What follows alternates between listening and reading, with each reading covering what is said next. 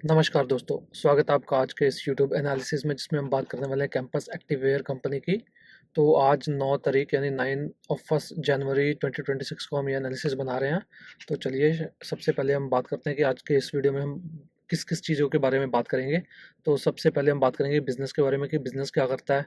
उसके बाद फिर दोबारा अगली बात होगी फंडामेंटल्स की कि आज की डेट में फंडामेंटल्स कहाँ पे हैं। तो इसमें हम कवर करेंगे जो ग्रोथ रेट्स हैं, आरओई, आरओसी है, डेट टू इक्विटी है, कैश फ्लो है, वो सब की बात करेंगे।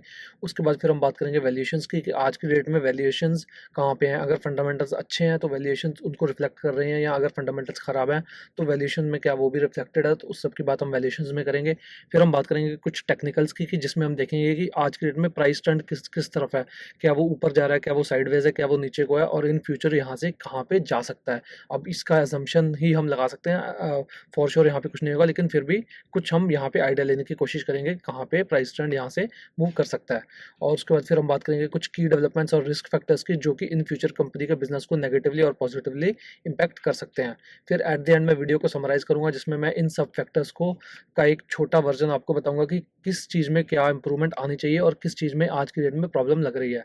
तो ये सब की हम बात करेंगे इस बिजनेस पर्सपेक्टिव से आज के इस एनालिसिस में। तो चलिए शुरू करते हैं हमारा आज का ये वीडियो, लेकिन उससे पहले अगर आपने अभी तक चैनल को सब्सक्राइब नहीं किया है तो चैनल को सब्सक्राइब कर लीजिए, क्योंकि मैं आपके लिए रेगुलरली यहाँ पे इस तरह का बिजनेस एनालिसिस लेके आता रहूँगा जिससे कि आप सीखेंगे कि खुद एक बिजनेस को किस तरह से डिफरेंट एस्पेक्ट से एनालाइज करते हैं। तो चलिए शुरू करते हैं हमारा आज का ये वीडियो। और सबसे पहले हम बात करते हैं बिजनेस की। तो सबसे पहले हम बात करें जैसा कि कैंपस एक्टिववेयर आप में से काफ़ी लोगों को पता होगा, रिसेंटली इनका 2-3 साल पहले आईपीओ आया था और काफ़ी हो हल्ला हुआ था तब। और कंपनी जो है वो जूते बनाती है, मेन इनका जो बिजनेस है वो जूतों का है, और रिसेंट धीरे धीरे ये अपैरल में भी एक्सपेंड कर रहे हैं। तो सबसे पहले तो आज के डेट में स्पोर्ट्स और एथलीजर फुटवेयर में ऑपरेट करते हैं, और इन फ्यूचर ये कैजुअल वेयर और एथलीजर अपैरल एसेसरीज में जाना चाहते हैं। यानी कि आज के डेट में जो स्पोर्ट्स शूज़ है उनसे इनका मेजॉरिटी रेवेन्यू आता है, और इन फ्यूचर ये जो कैजुअल हम स्नीकर्स डालते हैं उस कैटेगरी में जाना चाहते हैं, और साथ ही साथ अपैरल कैटेगरी में जाना चाहते हैं। यानी कि जैसे नाइकी और एडिडास या प्यूमा है उस तरह का ये ब्रांड क्रिएट करना चाहते हैं इन फ्यूचर। उसके बाद फिर हम बात करें तो कंपनी जो है वो अफोर्डेबल प्राइसिंग सेगमेंट में ऑपरेट करती है, यानी कि 1000 से 1500 रुपए के आसपास या उससे नीचे सेगमेंट में आज के डेट में ऑपरेट करती है, और इन फ्यूचर ये हायर सेगमेंट में जाना चाहते हैं जो कि कैजुअल इनका जो फुटवेयर होगा उसके थ्रू ये करेंगे। और उसके हम बात की डेवलपमेंट्स में करेंगे कि क्या क्या कंपनी कर रही है इन फ्यूचर हायर जो वैल्यू प्रोडक्ट है उसमें जाने के लिए।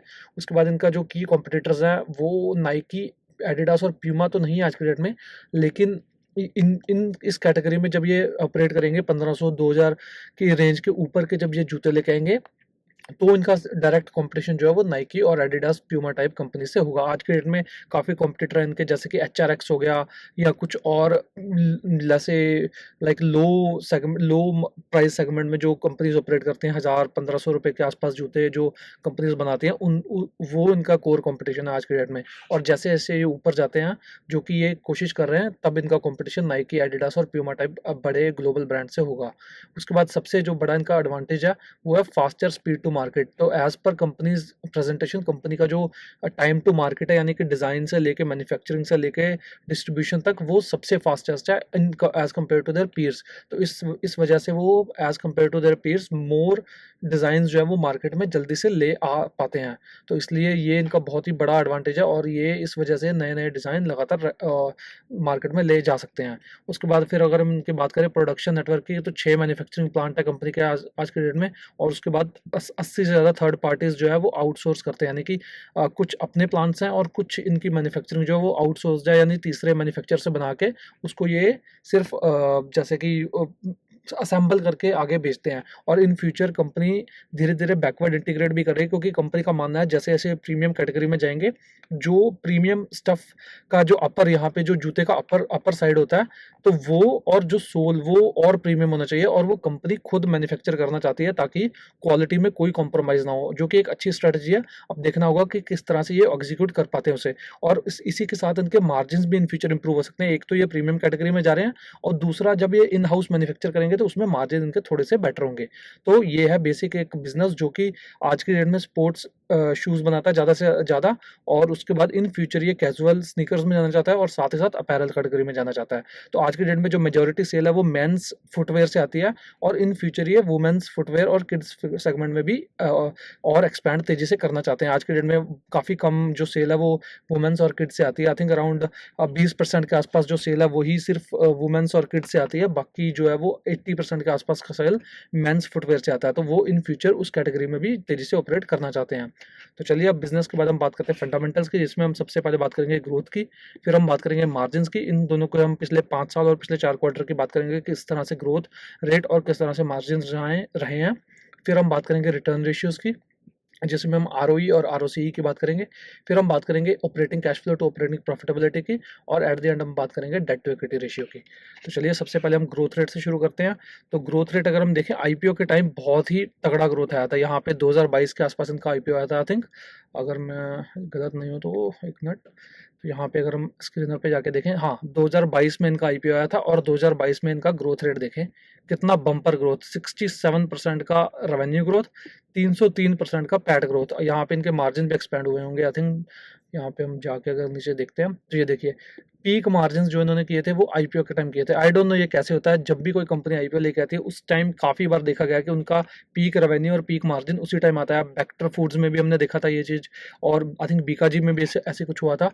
तो इनका भी कुछ इसी तरह है। उसके बाद अगर हम देखें तो 23 में रेवेन्यू ग्रोथ ठीक ठाक था, पैट ग्रोथ खराब हो गया क्योंकि मार्जिन कोलैप्स कर गए। यहाँ पे अगर हम देखेंगे, ये देखिए मार्जिन 17% पे रह गए, 20% के, फिर 15% और फिर 15%, अब ये 15% के रेंज में चल रहे हैं। तो यह मार्जिन कोलैप्स करने की वजह से इनका पैट भी गिरा, और उसके बाद नेक्स्ट ईयर इनका रेवेन्यू भी खराब हो गया। उनका यहाँ पे कुछ चेंजेस भी किए थे इन्होंने बिजनेस मॉडल में, कि डिस्ट्रीब्यूशन को कम किया, या एक दो चेंजेस आते हैं, इन्होंने फैक्ट्री नहीं बिठाई थी, तो उस वजह से भी इनका रेवेन्यू इम्पैक्ट हुआ था। तो उस लेकिन पैट देखिए कितने बुरे तरीके से खराब हुआ। लेकिन अब रिसेंटली मार्च 2025 में दोबारा ये ग्रोथ पाथ में लग रहे हैं कि वापस आ रहे हैं। 10% का रेवेन्यू ग्रोथ था, 35-36% का पैट ग्रोथ था, तो जो कि एक अच्छा है। अब देखना होगा कि किस तरह से कंसिस्टेंटली इसको मेंटेन कर पाते हैं।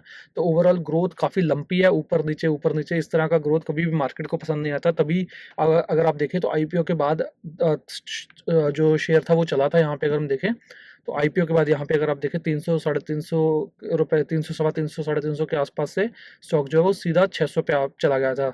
लेकिन उसके बाद जब मार्च 23 में रिजल्ट्स आए, या जब 2023 के रिजल्ट आने शुरू हुए, तब स्टॉक ने डीप नोज डाउन कर लिया। यहाँ पे अगर आप देखें तो 24 तक ये 214 का रह गया था, यानी कि लगभग 70% से ऊपर का करेक्शन, हाँ लगभग रफली 70% के आसपास का करेक्शन था यहाँ पे 600 से 214 रुपये पे। तो 70% के 65% के आसपास का करेक्शन देखने को मिला। और फिर अगर हम देखें पिछले 4 क्वार्टर की, तो मार्च में रेवेन्यू 10% था, पैट 86% था। जून में रेवेन्यू 1% था, पैट नेगेटिव 12% था। और अब रिसेंट जो क्वार्टर था इनका 2025 सितंबर का जो लास्ट क्वार्टर है, वहाँ पे रेवेन्यू ग्रोथ 16% का था, और पैट ग्रोथ 40.35% का था। तो थोड़ा सा इंप्रूवमेंट रिसेंट क्वार्टर में देखने को मिला है। अब इसका रीज़न क्या है कि एक तो इनका बिजनेस में इन्होंने कुछ चेंजेस किए थे, जिसमें ये डिस्ट्रीब्यूशन नेटवर्क चेंज कर रहे हैं, थोड़ा कुछ स्टोर्स को कंसोलिडेट कर रहे हैं, अपनी इन्होंने इन हाउस मैन्युफैक्चरिंग शुरू की है। उसके बाद अपनी जो इनका वेयर हाउस था वो उन्होंने कंसोलिडेट करके 2-3 वेयर हाउस आई थिंक एक में कर किया है, ऐसा कुछ।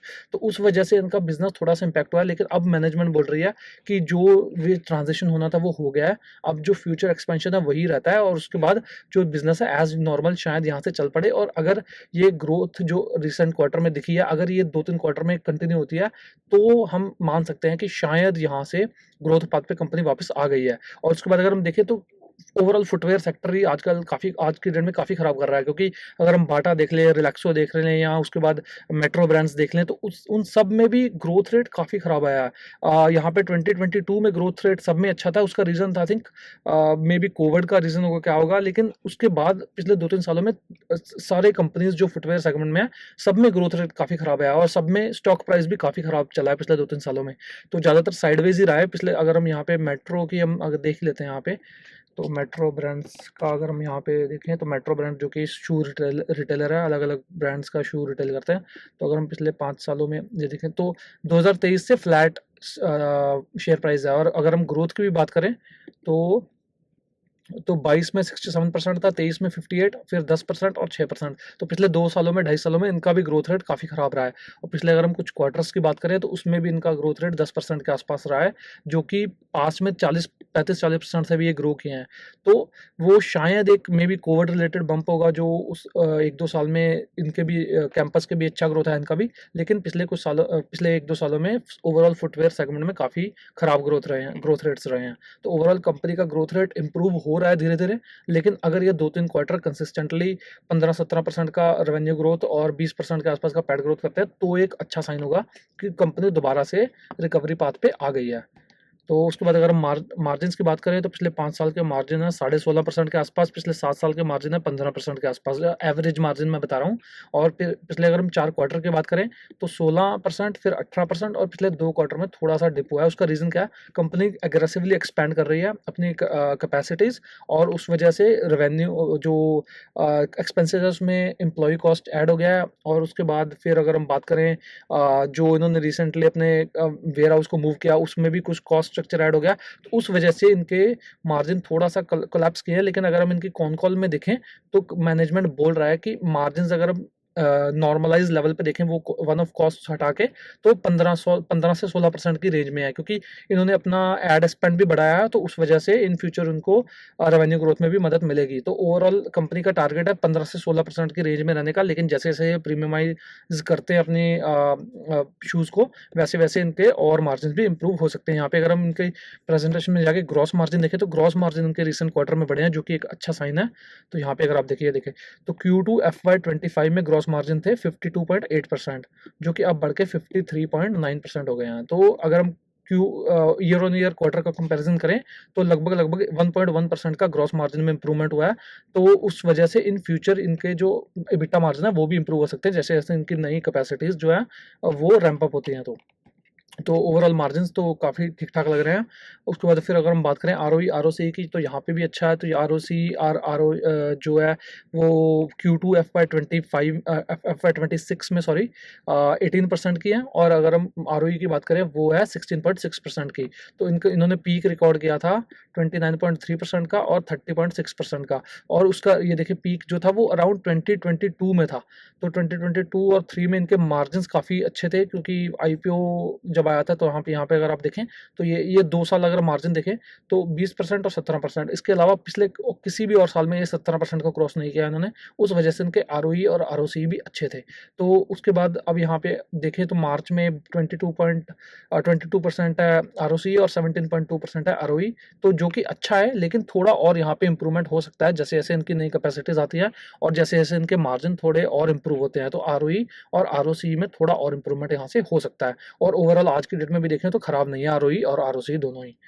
फिर अगर हम बात करें पिछले 5 साल का operating cash flow to operating profitability का जो कन्वर्जन रेट है वो उसकी, तो अगर हम 2022 को छोड़ दें, वहाँ पे इनका ये शार्प डिप हुआ था। आई थिंक आईपीओ के कारण में भी कुछ इन्होंने शायद इन्वेंट्री वगैरह बढ़ी थी उस साल। यहाँ पे अगर हम जाके देखते हैं इनका इन्वेंट्री का 2022 में क्या रीज़न था, तो हाँ, यहाँ पे अगर हम देखें तो ट्रेड्स रिसीवेबल्स इनके देखें, तो यहाँ पे अगर ये देखें तो ये शार्प इंक्रीज था इन्वेंट्री और ट्रेड्स रिसीवेबल में 2022 में। उस वजह से इनका ऑपरेटिंग कैश फ्लो थोड़ा कम था। लेकिन उसके अलावा अगर हम देखें तो बाकी सारे सालों में काफ़ी अच्छा रहा है और 5 साल का एवरेज 72% के आसपास है, जो कि काफ़ी अच्छा है मेरे हिसाब से। तो ओवरऑल कैश फ्लोज में कोई प्रॉब्लम नहीं है। अगर हम 21 का देखें 107%, 23 का देखें अराउंड 50%, 24 का देखें 125% और 25 का देखें 96.31%। तो कैश कन्वर्जन काफ़ी सॉलिड है कंपनी का, यहाँ पे कंपनी को कोई प्रॉब्लम नहीं है। फिर अगर हम बात करें डेट टू इक्विटी रेशियो की, तो पोस्ट आईपीओ ये डेट फ्री हो गए थे। यहाँ पे अगर हम इनकी बैलेंस शीट में जाके देखते हैं तो ये देखिए, तो इनका 22-23 तक डेट था बुक्स पे, लेकिन उसके बाद ये डेट फ्री हो गए थे 2 साल के लिए। लेकिन अब फिर इनका डेट बढ़ा है। उसका रीज़न क्या है कि नई कैपेसिटीज़ लेके आ रहे हैं और रिसेंटली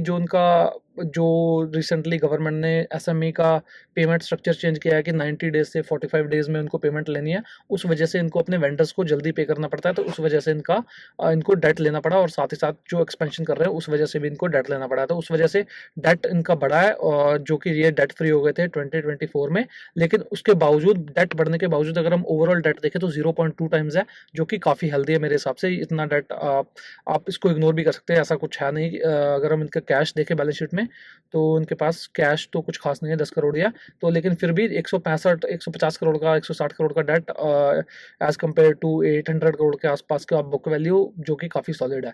तो डेट टू इक्विटी लेवल पे कंपनी काफ़ी सॉलिड है आज के डेट में। तो ये था हमारा फंडामेंटल रिव्यू। उसके बाद फिर अगर हम बात करें वैल्यूशंस की, तो यहाँ पे आज भी प्रॉब्लम है, हालांकि वैल्यूशंस काफ़ी करेक्ट किए हैं रिसेंट पास्ट में। अगर हम पिछले 3.5 साल का एवरेज देखें पी तो 89.1 टाइम्स का है, आज के डेट में 62.9 टाइम्स हो गया। अगर हम प्राइस टू सेल्स की बात करें 5.9 टाइम्स का, आज के डेट में 4.7 टाइम्स हो गया। अगर हम प्राइस टू बुक की बात करें पिछले 3.5 साल का, तो लगभग 14 टाइम्स के आसपास का था, जो कि अब लगभग 9.8 टाइम्स के आसपास आ गया है। लेकिन उसके बावजूद भी आज के डेट में सस्ते वैल्यूशंस तो नहीं है बिल्कुल भी। ऐसा नहीं है कि बहुत ही चीप हो गया कि हाँ यहाँ से शायद नीचे ना जाए। यहाँ पे अगर आप पीक पी देखें तो पीक पी 280 पे भी चला गया था, तो वो तो आप इग्नोर कर सकते हैं, वो आईपीओ के बाद एक रैली था तो उस वजह से हो गया। उसके बाद यहाँ पे अगर आप देखें तो 100 टाइम्स के आसपास भी कंपनी ट्रेड करता रहा है, लेकिन अब धीरे-धीरे ये पी नीचे को जा रहा है। और इनका जो सबसे लो लेवल का पी था वो 59 था, जो कि आज की डेट में बहुत ही क्लोज ट्रेड कर रहा है उसके। फिर अगर हम प्राइस टू सेल्स की भी बात करें तो पीक लेवल पे ये 21 टाइम्स प्राइस टू सेल पहुंच गया था। अब यहाँ पे 7.5 और 4.5, अब 4.7, तो बिल्कुल लोवेस्ट लेवल जो उन्होंने पिछले 3.5 सालों में ट्रेड किया, वहाँ पे आज की डेट में कंपनी ट्रेड कर रही है। तो शायद वैल्यूएशन आई डोंट नो कि कॉन्ट्रैक्ट करेंगे यहाँ से कि नहीं करेंगे, क्योंकि अगर ग्रोथ आता है तो शायद ये वैल्यूएशन सस्टेन कर जाए कंपनी, लेकिन अगर ग्रोथ नहीं आता है और साथ ही साथ मार्जिन में थोड़ा प्रॉब्लम आता है तो शायद यहाँ से और पी कॉन्ट्रैक्शन और प्राइस टू सेल्स कॉन्ट्रैक्शन हो सकता है। अब देखने वाली बात होगी कि जिस तरह मैनेजमेंट बोल रही है कि मिड टीन टाइप ये ग्रोथ करना चाहते हैं रेवेन्यू में, अगर वैसा ग्रोथ आ जाता है तो शायद यहाँ पे प्राइस ज़्यादा ना गिरे और थोड़ा और साइडवेज जाके शायद थोड़ा मोमेंटम ऊपर की तरफ भी आ जाए। लेकिन आज की डेट में हमें ऐसा नज़र नहीं आता है। वैल्यूएशन आज भी महंगे हैं, ग्रोथ रेट अगर 16-17% का है तो भी 60-70 का मल्टीपल चीप नहीं है बिल्कुल भी किसी एंगल से। अगर हाँ ये 50 के आसपास जाता है, 45-40 के आसपास आ जाता है ग्रोथ रेट की वजह से, थोड़ा प्राइस जो है वो साइडवेज जाने की वजह से, तो वहाँ पे शायद थोड़ा सा एक पॉजिटिव साइन होगा इन फ्यूचर जो रैली है उसके लिए। लेकिन उसके बीच में ऐसा नहीं है कि मैं बोल रहा हूँ कि यहाँ से स्टॉक ऊपर नहीं जा सकता है। अगर ग्रोथ 25-30% का आ गया एकदम से दोबारा, तो शायद यहाँ से प्राइस ऊपर भी जा सकता है, नो वन नोज। लेकिन आज के डेट में रिस्क रिवॉर्ड जो है वो फेवरेबल नहीं है as compare to growth rate और वैल्यूएशंस। तो फिर अगर हम बात करें प्राइस ट्रेंड की, तो जैसा देखा आईपीओ के बाद एक ओवरशूट हुआ। यहाँ पे हमने चार्ट में देखा कि आईपीओ के बाद स्टॉक मई 2022 में आईपीओ आया था, थोड़ा सा डिप हुआ, उसके बाद फिर ये सितंबर 2022 तक, यानी कि 3-4-5 महीनों के अंदर स्टॉक डबल हो गया नियरली वहाँ से। और उसके बाद फिर ये स्ट्रेट वे वन वे नीचे को आया, और उसके बाद अगला लगभग 1.5 साल स्टॉक नीचे को आया, जहाँ पे इसने बॉटम बनाया 214 रुपीज़ पे मार्च 24 में। उसके बाद फिर एक रैली दिया और अब फिर वहाँ से साइडवेज चल रहा है। तो प्राइस मोमेंटम वीक लग रहा है हमें आज भी। प्राइस मोमेंटम ऐसा नहीं है कि बहुत ही स्ट्रांग हो गया है पोस्ट फॉल, लेकिन आज भी जो है वो साइडवेज है। उसका रीज़न क्या है कि मार्जिन्स काफ़ी लंपी रहे हैं, ग्रोथ का रेट काफ़ी लंपी रहे हैं, और एक्सपेंसेस बढ़ने की वजह से पैट भी काफ़ी लंपी रहा है। तो उस वजह से प्राइस आज भी साइडवेज है। लेकिन अब एक अच्छी चीज़ क्या हो रही है कि वॉल्यूम्स थोड़े कॉन्ट्रैक्ट हो रहे हैं। अगर हम यहाँ पे इनका चार्ट जाके देखते हैं, तो यहाँ पे अगर आप देखें तो ये वॉल्यूम्स देखें, वॉल्यूम्स यहाँ पे अगर आप देखें तो यहाँ पे काफ़ी ज़्यादा उतार चढ़ाव था। वॉल्यूम्स नीचे, ये वॉल्यूम्स बार अगर आप नीचे देखें तो यहाँ पे ऊपर नीचे वॉल्यूम्स है। लेकिन अब यहाँ पे अगर आप देखें तो जो ये बेस बन रहा है, यहाँ पे वॉल्यूम्स थोड़ा ड्राई अप हो गए हैं। तो ये एक अच्छा साइन है। इसका मतलब ये है कि जो इंस्टीट्यूशन सेलिंग थी मेजर शायद हो गई है, तो शायद यहाँ से ज़्यादा सेलिंग प्रेशर ना आए। शायद यहाँ से अगर प्राइस अच्छा कंसोलिडेशन देके ऊपर को निकलता है तो एक अच्छा बाइंग अपॉर्चुनिटी हो सकता है। अब अगेन अगर ग्रोथ नहीं आएगा तो ये बाइंग अपॉर्चुनिटी नहीं है, चाहे जितना मर्जी स्टॉक वो दे दे, ब्रेकआउट दे दे, जो मर्जी दे दे। अगर ग्रोथ आएगा, थोड़ा स्टेडी ग्रोथ आएगा, तो एक अच्छा बाइंग अपॉर्चुनिटी यहाँ पे हो सकता है। अगर कोई भी रिकमेंडेशन नहीं है यहाँ पे मैं गलत भी हो सकता हूँ, हो सकता है यहाँ से कंसोलिडेट करके फिर नीचे को गिर जाए स्टॉक, तो वो आपका एक पर्सनल कॉल होगा, आपका अपना ओपिनियन होगा कि यहाँ से स्टॉक अच्छा कर सकता है कि नहीं, अगर आप इसको लेना चाहते हैं या आप इसको बेचना चाहते हैं। तो रिलेटिव स्ट्रेंथ देखिए, वो भी आज के डेट में वीक नज़र आता है। 50 से नीचे का रिलेटिव स्ट्रेंथ जनरली वीक होता है। जितना ज़्यादा वो 55-60 के आसपास ये हेल्दी माना जाता है। तो उसके बाद फिर अगर हम बात करें वैल्यूएशन वॉल्यूम्स, जैसा मैंने बात किया कि वॉल्यूम्स जो कॉन्ट्रैक्ट कर रहे हैं वो दैट शोज़ की स्टेबिलिटी आ रहा है शायद प्राइस में थोड़ा। यहाँ पे एक और चीज़ अगर आप देखें तो वॉल्यूम तो कॉन्ट्रैक्ट कर रहे हैं, उसके बाद अगर हम देखें तो प्राइस में वेरिएशन बहुत कम हो गया है। तो जैसे यहाँ पे अगर आप देखें ऊपर नीचे यहाँ पे देखें ये एरिया देखें और ये देखें टाइटनेस देखें प्राइस में कि बहुत ही टाइट ट्रेड कर रहा है प्राइस, तो ना ऊपर जा रहा है ना नीचे जा रहा है। यहाँ पे ऐसा बोल सकते हैं कि सेलिंग और बाइंग जो है वो एक इक्विलिब्रियम पॉइंट पे है। यहाँ पे अगर एक अच्छी खासी बाइंग आती है तो शायद स्टॉक को दोबारा ऊपर ले जा सकती है। तो उसके बाद फिर अगर हम बात करें कि क्या उसको ऊपर ले जा सकता है, वो है ग्रोथ। तो अगर ग्रोथ आएगा, स्टेडी ग्रोथ आएगा, तो शायद दोबारा से प्राइस मोमेंटम जो है ऊपर की तरफ चलना शुरू कर जाए। अगेन कोई भी यहाँ पे रिकमेंडेशन नहीं है, ग्रोथ आने के बाद भी प्राइस साइडवेज रह सकता है। काफ़ी सारे स्टॉक्स में ऐसे हुआ है कि ग्रोथ आने के बाद भी 1-2 साल प्राइस साइडवेज रहता है। नो वन नोज़ कि कहाँ कैसे होगा। तो ये काफ़ी पर्सनल कॉल होती है किसी की भी जिसने स्टॉक को लेना है कि वहाँ से उसको क्या लगता है कि इस ग्रोथ से प्राइस ऊपर जा सकता है कि नहीं। तो ओवरऑल अगर हम देखें आज की डेट में प्राइस मोमेंटम जो है वो काफ़ी वीक नज़र आता है। फिर चलिए प्राइस मोमेंटम के बाद अगर हम बात करें की डेवलपमेंट्स की जो कंपनी में हो रहे हैं, तो सबसे पहला तो ग्रोथ और एक्सपेंशन। जैसे हमने बात किया कि कंपनी 70 से 75 जो है वो नए स्टोर्स खोलना चाहती है फॉर द नेक्स्ट 2-3 ईयर्स। तो शायद इनका स्टोर काउंट 500 से ऊपर चला जाएगा वो करने के बाद। आई डोंट नो इनके स्टोर्स यहाँ पे अगर हम देखें कितने हैं आज के डेट में। तो अगर इन्होंने प्रेजेंटेशन में स्टोर नंबर दिया है तो यहाँ पे इन्होंने कुछ स्टोर नंबर आई थिंक दिया होगा। तो विल अगर आप जाके चेक करना चाहें तो आप इनके स्टोर जाके चेक कर सकते हैं। यहाँ पे 250 तक इन्होंने काउंट दिया है, 2023 में था। तो जो आई थिंक इनकी प्रेजेंटेशन उनकी मैं कौन कॉल सुन रहा था वो वहाँ पे बोल रहे थे कि 500 से ज़्यादा स्टोर्स हो जाएंगे इनके आफ्टर आफ्टर नेक्स्ट 3 ईयर्स। अगर ये 70 से 75 स्टोर एवरी ईयर ऐड करते हैं तो रफली अराउंड 300 के आसपास स्टोर होंगे इनके आज के डेट में। तो ये 500 से ऊपर ले जाना चाहते हैं। तो सबसे पहला तो की डेवलपमेंट यही है कि यहाँ से ग्रोथ आएगा। उसके बाद दूसरी अगर हम बात करें तो रिसेंटली कंपनी ने 230 करोड़ का केपेक्स अनाउंस किया है और इन्होंने पंतनगर में प्लांट एक्वायर किया है जो कि नेक्स्ट 2-3 सालों में ऑपरेशनल होगा। तो यहाँ पे ये अपर सोल्स और सॉरी अब शू का जो अपर साइड होता है वो और शू का जो सोल्स है वो उसको दोनों को मैन्युफैक्चर करेंगे जो प्रीमियम कैटेगरी शूज़ हैं उनके लिए। फिर उसके बाद तीसरा अगर हम देखें तो ये एक्सपेंशन कर रहे हैं वेस्टर्न इंडिया और सदर्न इंडिया में। तो आज के डेट में कंपनी का जो ज़्यादा सेल है वो नॉर्थ और ईस्ट इंडिया से आता है और ये धीरे-धीरे अपना फुटप्रिंट जो है वो वेस्ट और साउथ इंडिया यानी कि मुंबई साइड और बेंगलुरु और केरला साइड उस साइड ये एक्सपैंड करना चाहते हैं इन फ्यूचर। फिर उसके बाद अगर हम बात करें प्रोडक्ट वाइज डेवलपमेंट्स की तो सबसे पहले अगर हम देखें तो entry into higher priced footwear. तो हायर प्राइस फुटवेयर जैसा हमने बात किया यहाँ पे इन्होंने प्रेजेंटेशन में दिया है, ये देखें। तो इनका पहले जो सेल था वो 1000 से नीचे में था, आई थिंक 23% सेल था Q2 FY 25 में। तो जो कि आज घट के 17.3% हो गया है। फिर अगर हम बात करें इनका मिड लेवल में मतलब 1000 से लगभग 1500 रुपये की रेंज में 31% का सेल था वो जो कि आज घट के 25.5% रह गया। लेकिन यहाँ पे जो प्रीमियम कैटेगरी ये बोल रहे हैं कि ये थोड़ा हायर वैल्यू एडेड सेगमेंट में 1500 रुपये से ऊपर, वहाँ पे इनका 45% का जो सेल था पिछले साल वो बढ़ के 57.2% हो गया। उसका रीज़न क्या है कि एक तो यहाँ से वॉल्यूम ग्रोथ ज़्यादा आ रहा है कि कंपनी का फोकस यहाँ पे है, और दूसरा सपोज कंपनी 1000 रुपये का जूता बेच रही है और 1500 का बेच रही है तो 50% का ग्रोथ तो डिफरेंस तो यहीं पे है ना। तो दोनों साइड से कंपनी को यहाँ पे ग्रोथ मिल रहा है और इन फ्यूचर कंपनी यहाँ पे और अग्रेसिवली एक्सपैंड करना चाहती है। और यहाँ पे अगर आप देखें तो कंपनी ने यहाँ पे कॉम्पिटिशन भी दिया है कि कौन कौन सा कॉम्पिटिशन है किस किस कैटेगरी में। तो जिस कैटेगरी में कंपनी जाना चाहती है यानी कि 1500 से 3000 की रेंज में, वहाँ पे इनका मेन कंपटीशन होगा रिबॉक और प्यूमा और साथ ही लिबर्टी। और उसके बाद नीचे आज की डेट में इनका मेन कंपटीशन है बाटा, रिलैक्सो, लिबर्टी, ये टाइप कंपनीज इनका कंपटीशन है। और यहाँ पे ये प्यूमा और रिबॉक से डायरेक्ट कंपटीशन में आ जाएंगे और अगर ये 3000 से ऊपर जाते हैं तो फिर ये नाइकी और एडिडास से भी डायरेक्ट कंपटीशन में आ जाएंगे। तो जो मेजोरिटी सेगमेंट है फुटवेयर का वो आज भी 1000 रुपये से नीचे है इंडिया में। तो जिस कैटेगरी में कंपनी जाना चाहती है वहाँ पे 25% का फुटवेयर मार्केट है।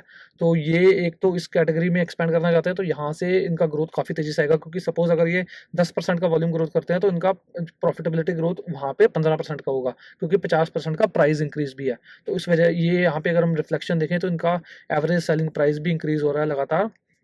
इन्होंने अपनी प्रेजेंटेशन में यहाँ पे मेंशन किया है कि इनका एवरेज, ये देखिए, तो एवरेज सेलिंग प्राइस पर पेयर हर साल इंक्रीज हो रहा है यहाँ पे अगर आप देखें तो 547 हो था 21 में, फिर 620 हुआ, 631 हुआ, 652 हुआ, यहाँ पे थोड़ा सा डिप हुआ, लेकिन फिर से ये अगर हम Q2 FY26 में देखें तो 670 के आसपास पहुंच गया है। तो और जैसे जैसे ये सेगमेंट स्केल करता है तो यहाँ पे थोड़ी और ग्रोथ आएगी।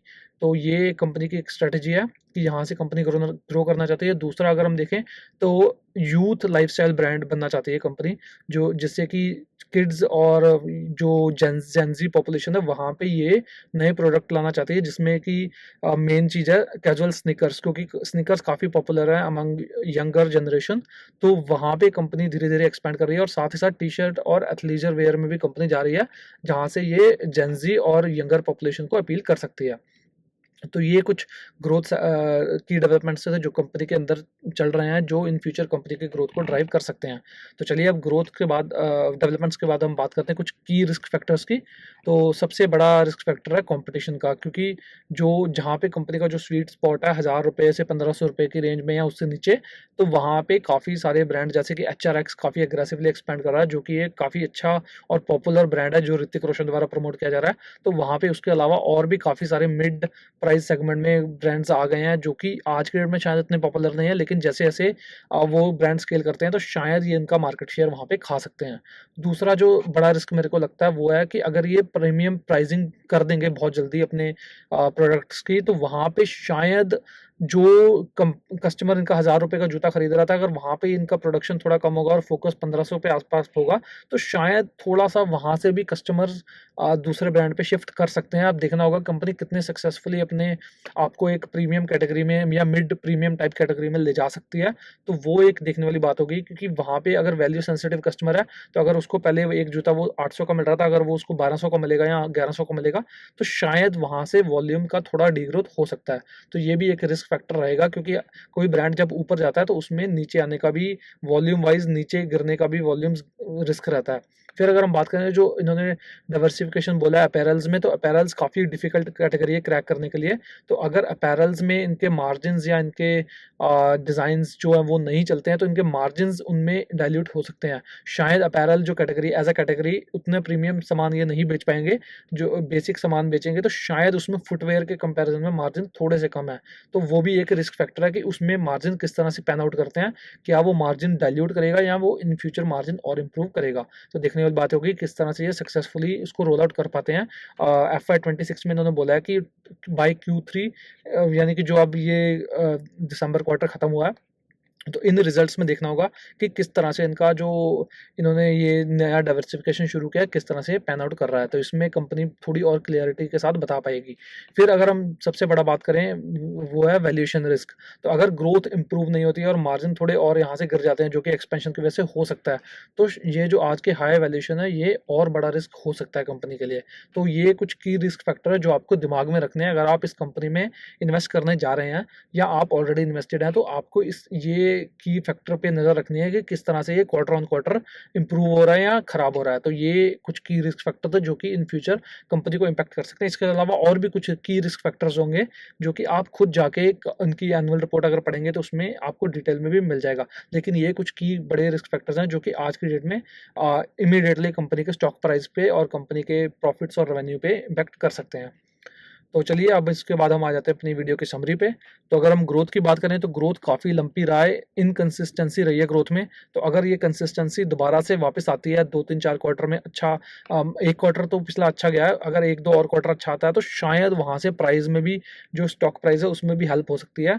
क्योंकि ग्रोथ अगर किसी कंपनी में आती है तो थोड़ा वैल्यूएशंस जो है वो बैक सीट भी ले लेते हैं काफ़ी बार। लेकिन आज की डेट में अगर जिस तरह अगर हम बात करें कि बेयर मार्केट चल रहा है, काफ़ी ख़राब मार्केट है, तो साइडवेज से लीडिंग टू डाउनवर्ड मार्केट है, तो वहाँ पे ये और इम्पॉर्टेंट हो जाता है। तो ग्रोथ रेट इनका अगर कंसिस्टेंसी से आएगा तो वो कंपनी के स्टॉक प्राइस को इन फ्यूचर हेल्प कर सकता है। आज की डेट में ये काफ़ी लंपीनेस है यहाँ पे। फिर अगर हम बात करें रिटर्न रेशियोज़ की, तो रिटर्न रेशियोज़ बहुत अच्छे हैं, रिटर्न रेशियोज़ में कोई प्रॉब्लम नहीं है। 17-18% के आसपास का ROE ROC दोनों उससे ऊपर ही है, तो वो वहाँ पे कोई प्रॉब्लम नहीं है। मार्जिन जो है वो थोड़ा सा डिप किए हैं, जो कि कंपनी बोल रही है कि जो रिसेंटली इन्होंने चेंजेस किए हैं, नया फैक्ट्री लगाया है, इन्होंने वेयर हाउस कंसोलिडेट किया था अपना, 3-4 वेयर हाउस को एक में कन्वर्ट किया है, तो उस वजह से कॉस्ट बढ़ने के कारण 1-2 साल इनके मार्जिन थोड़ा डिप किए हैं। तो जो कि कंपनी बोल रही है इन फ्यूचर ये जैसे जैसे इनके नए प्लांट्स रैंप अप होते हैं, यहाँ से मार्जिन इनके इंप्रूव हो सकते हैं। फिर अगर हम बात करें डेट टू इक्विटी रेशियो की, तो वहाँ पे कोई प्रॉब्लम नहीं है, क्योंकि डेट डेट फ्री था पिछले 2 साल के लिए कंपनी, हालाँकि इस अब डेट बढ़ा है लेकिन फिर भी डेट काफ़ी रीज़नेबल है, तो इसमें कोई प्रॉब्लम नहीं है। बात करें अगर हम कैश फ्लोज़ की, तो कैश फ्लोज़ में कोई प्रॉब्लम नहीं है, कैश फ्लोज़ काफ़ी स्ट्रॉन्ग है कंपनी के। तो जिनको मेन प्रॉब्लम है वो है वैल्यूएशंस और इनके जो टेक्निकल्स आउटलुक देखें, क्योंकि प्राइस जो है वो साइडवेज़ चल रहा है और आज भी कुछ ऐसा स्ट्रेंथ नहीं नज़र आ रहा है कि यहाँ से शायद बॉटम बन गया, लेकिन शायद बॉटम बन भी गया हो, लेकिन आई डोंट नो कि कब तक ये साइडवेज़ चलेगा, क्योंकि अगर ये 2-3 साल साइडवेज़ रह गया तो हू नोज़ कि 2-3 साल आप किसी और जगह पे 50-60% का अपना कैपिटल ग्रो कर सकते हैं, तो यहाँ पे अगर आप फँसा के बैठेंगे तो वो भी प्रॉब्लम है। प्राइस टू अर्निंग रेशियो आज भी हाई है, हालाँकि काफ़ी करेक्ट हुआ है, प्राइस टू सेल्स रेशियो में भी वही हाल है और प्राइस टू बुक रेशियो में भी। तो वैल्यूएशन तीनों मैट्रिक पे काफ़ी हाई है। आज की डेट में भी अगर हम देखें तो स्टॉक प्राइस काफ़ी वीक नज़र आता है। बिग ओवरहेड रेजिस्टेंस उसका मतलब ये है कि अब यहाँ पे अगर आप देखें तो जिस बंदे ने 600 पे स्टॉक लिया होगा या जिस बंदे ने यहाँ पे 300 350 पे स्टॉक लिया होगा, तो ये एक ओवरहेड रेजिस्टेंस है। अगर ये इस लेवल को ब्रीच करता है यानी 350 के लेवल को अच्छे बेस के साथ, तो वहाँ पे एक अच्छा अपॉर्चुनिटी शायद हो सकता है अगर ग्रोथ कंटिन्यू करता है तो।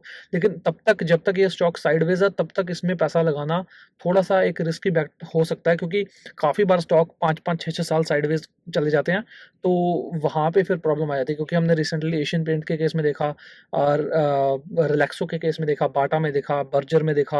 उसके बाद फिर अगर हम बात करें तो पास्ट में हिंदुस्तान यूनिलीवर में ये चीज़ हुई है, ब्रिटानिया में हुई है, तो अच्छे-अच्छे स्टॉक्स में भी ऐसी चीज़ होती है।